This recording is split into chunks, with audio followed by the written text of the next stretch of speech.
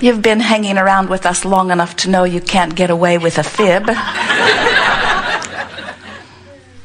It is your desire to reach the place where even if something that you really want has not yet manifested, that you feel joyful anyway. Well, wanting that is a good thing, because when you get to the place that unfulfilled desires feel fresh, when something that you want calls you in that good way rather than hounds you in that bad way, when your unfulfilled desire feels like it did when you were 2 or 3 or 4, then you have returned to the vibrational stance that you have always intended. You understand from your broader non-physical perspective that there is no question about you being able to receive anything that you desire, because from that vantage point you understand your deservability, you understand your worthiness, you understand the laws of the universe, you understand that when you ask, it is always given. So from that vantage point, there is no angst in your vibration at all. There is curiosity about what you might be stimulated to. There is enthusiasm about what may unfold. There is anticipation about how it will unfold. There is eagerness about all that will unfold. But from your non-physical stance, before you got here into this body, and even now from that vantage point, there is not a particle of discouragement or worry about things not yet manifested, because it is so clearly understood that all you have to do is focus and relax and allow it to be. In your physical format, you get caught up in all kinds of confusion. A lot of it hinges around a feeling of competition. You worry that someone else might get your prize, when in reality there is prize enough for everyone. You are the creator of your prize, and the universe will deliver it to you. And so it's not possible that you could be deprived of something that you want because someone else achieves it. That could not possibly be. In fact, the universe expands in direct proportion to the desires that you conjure here. Source energy stream exists in its powerful focused force because of your focusing of your desires. So over time, those of you who've been listening to us for a while have heard us expressing that there are 3 steps, simple steps really. Laws are like that, aren't they? Simple in theory and a little trickier in application. But step 1 is ask, and you can't stop doing that. You do it all the time. Preference is born constantly out of your observing and remembering and focusing, imagining. So step 1 is a sort of automatic step that you couldn't stop doing even if you tried. Your asking is the byproduct of your living in this focused environment. Step 2 is not your work. Source answers what you ask for. It answers the cells in your body. It answers spoken requests. Source answers not spoken requests. Source answers your vibrational signal, your preference, your desire. Step 3 is what this gathering is all about, because step 3 is about you bringing yourself into vibrational alignment with your desire. And the reason that often physical friends are not in vibrational alignment with their desire is because they're focused upon something other than their desire. Now think about it.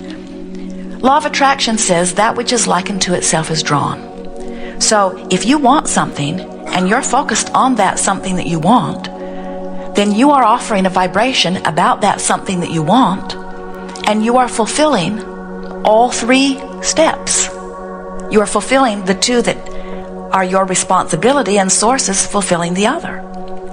So then you say, well, there is something I'm missing because I believe that there are things that I desire that have not come to me. I've got stuff in my life I don't want, and there's stuff missing that I do want. And I'm pretty sure that I'm thinking about what I want. And we say, not possible. If you were thinking about what you want, in time you would develop such a vibrational habit around that it would have to be yours. In fact, you can be sure that whatever you are getting is what you've been thinking about. But then you say, can't be true. I have a disease I never thought about. Never even heard of it till they assigned it to me. How could I have been thinking about this thing if I didn't even know it exists? And we say, you develop patterns of thought which cause you to offer patterns of vibration which equal what you are living. And what manifests is always an accurate reflection of the thoughts that you've been thinking. It is helpful if you think in terms of the vibrational essence of the thought that you are thinking. You might not have assigned it a name, but if you are focused upon the absence of well-being in some area of your life, and you have held your attention upon that enough that you've sort of, we like to say, beat the drum of it, meaning you develop a vibrational cadence. It's where your thoughts easily go. It's where your conversations easily turn. It's just the way you feel about this, or about this, or about this, or about this. Those practiced conscious or unconscious vibrations then become your point of attraction, and what you're getting matches that perfectly every single time. So it's really a wonderful thing when you realize that, because then you can start watching for evidence of your vibration. Now, there are two ways to watch for that evidence. You can wait till something manifests and then say, oh yeah, I recognize that. Or you can pay attention to the way you feel and say, oh yes, I can feel what's coming. Your emotions are these fabulous indicators that let you know what your vibrational content is. And your emotions feel the way they do because of two important vibrational factors. The factor of desire, which is the summoning power, and the factor of allowing, which is the letting what you've summoned flow or the not letting what you've summoned flow.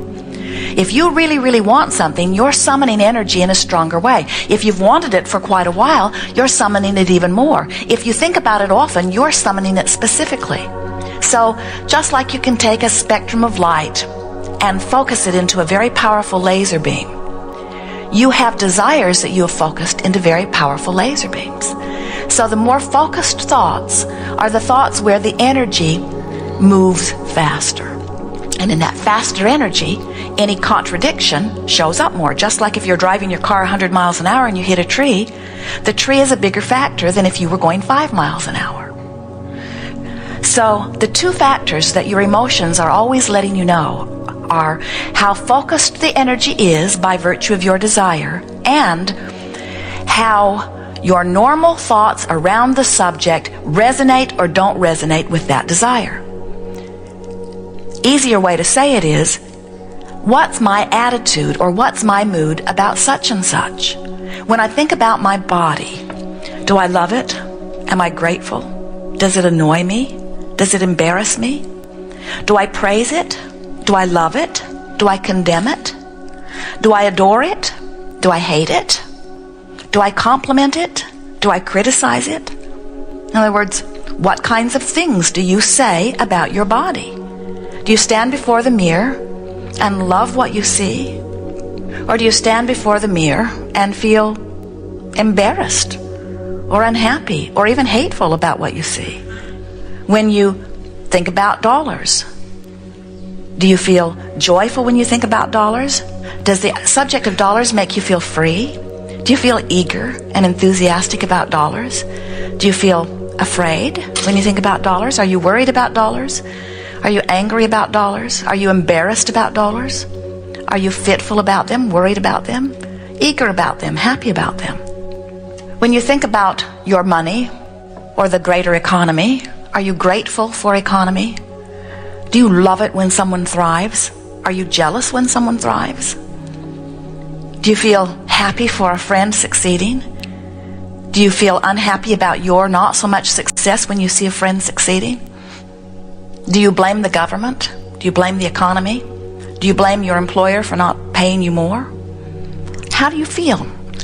It turns up in all these different ways. All day, every day, you have opinions and attitudes. Most of them you didn't even figure out on your own. You hung around with somebody else, who hung around with somebody else, who hung around with somebody else, who hung around with somebody else. And often you've developed an attitude about money. You know, there's a pervasive attitude about money that says rich people somehow are inappropriate. They've done something wrong. How dare they succeed and point out to me my lesser success? Or even worse, how dare they succeed and take such a big piece of the pie that the rest of us are left with crumbs, or maybe nothing? If you are not sure what your vibrational essence is, we understand why you might not be sure, because most physical friends have not been noticing the emotional correlation between thoughts that just feel normal. In other words, when you woke up every day and you heard your mother say something, and you trusted your mother, she gave you food, she gave you shelter, she seemed like the vortex through which a large amount of your well-being flowed, and so she seemed like someone to listen to, and she was bigger than you, and she always thought she was right, especially in the beginning. And so you began to pattern your thoughts around the same kinds of thoughts that she was thinking, because things went better for you when you did that. When you disagreed with her, it didn't go as well. Then when you went to school, there were others who wanted your agreement. And as you get out into the world or into your own relationships, there are others who want your agreement. And so you find yourselves, bless your hearts, upside down and all around as you are trying to conform to the primary stream of thought relative to subjects. You want to do what's socially acceptable, for you do not want to be an outcast, and you want to do what's politically correct, because you do not want to be an outcast, and you want to do what your family expects of you because you don't want to be disinherited, and you want to do what your religion says because you don't want to be disavowed or to go to hell, which is far worse than any of the other things. And so most of you have been using standards or measurements that are outside of you and that have nothing to do with you in order to try to formulate your thoughts or opinions or attitudes or actions. And in the process, what has happened is you have picked up an incredible hodgepodge of beliefs, some of which serve you, some of which do not. But most of our human friends feel powerless in what comes to them because they've been practicing this vibration and practicing this vibration and practicing this vibration and practicing this vibration and picking up thoughts and beliefs based upon the evidence that the society produces around them. And now you find yourselves often with a whole bag full of beliefs that are not serving you. This is the greatest message. As you hear this, this will free you from vibrational resistance. As you hear it, internalize it, and then practice it. The thing that is most hindering, you look at what people are living, and you gather your evidence or statistics, and then you claim it as true. You say, it must be true. They warned me about that, and sure enough, it happened.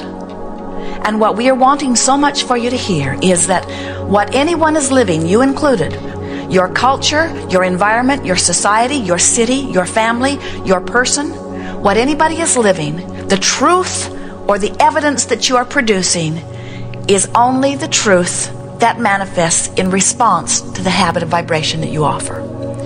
So when you look out into your society and you see something wanted or unwanted, and you proclaim it as true, which is the reason that you give that others should think about it, write about it, talk about it, understand it, and accept it as truth. Do you feel how screwy that is? That's like saying, there's something out there that I do not want, but because somebody else created it in their experience and it became their truth, now I must beat the drum of it and make it my truth too. And we say, fortunately, there is a variety of truths for you to pick from. Fortunately, you are the creator of your own truth.